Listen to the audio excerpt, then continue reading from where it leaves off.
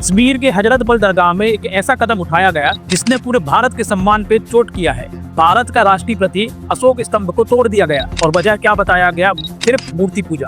सोचिए जरा, इन्हें राष्ट्रगान से दिक्कत है, राष्ट्रीय तिरंगे को सलाम करने से दिक्कत है, भारत माता की जय बोलने से दिक्कत है और अब अशोक स्तंभ से भी इनको दिक्कत होने लगी है। सवाल उठता है, आखिर ये चाहते क्या है?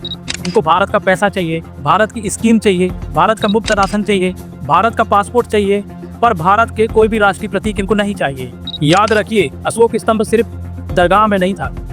इस देश की करेंसी पे अशोक स्तंभ है, इस देश की पासपोर्ट में अशोक स्तंभ है, या वही पासपोर्ट है जिससे आप दुबई और जमाने भर में जाते हैं कमाने के लिए। अशोक स्तंभ से इतनी ही दिक्कत है तो सबसे पहले इंडियन करेंसी रखना बंद कर दीजिए और उस पासपोर्ट का भी उपयोग बंद कर दीजिए जिसमें अशोक स्तंभ लगा हुआ है। प्रसाद स्कीम के तहत जो गवर्नमेंट ने 40 करोड़ 46 लाख रुपए उस दरगाह पे लगाया, उसे भी आपको नहीं लेना था क्योंकि उस करेंसी में भी अशोक स्तंभ लगा हुआ है।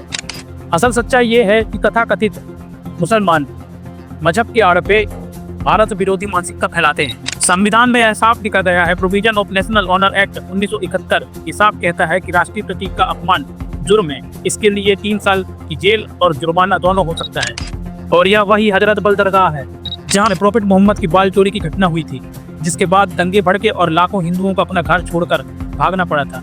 कड़वी सच्चाई यही है, ऐसे लोग भारत की धरती में रहते हैं पर इनका दिल पाकिस्तान के लिए धड़कता है। इस देश की सभी योजनाओं के लाभ उठाते हैं और उसी भारत माँ के सम्मान को कुचलते हैं। याद रखिए आप लोग, जिस देश ने आपको सब कुछ दिया है पर उसी देश के राष्ट्रीय प्रतीकों का आप सम्मान नहीं करेंगे तो समय आने पे आपको भारतीय होने का प्रमाण तो देना पड़ेगा।